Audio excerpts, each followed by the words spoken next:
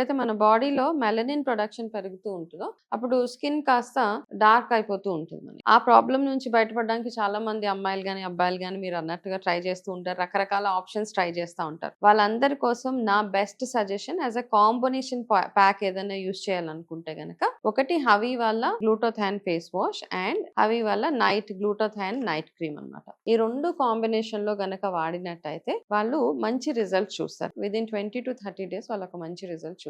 నేను గమనించింది ఏంటి అంటే యాక్చువల్గా ఇమీడియట్ గా మనకు ఆ ఫీలింగ్ వస్తుంది ఫెయిర్నెస్.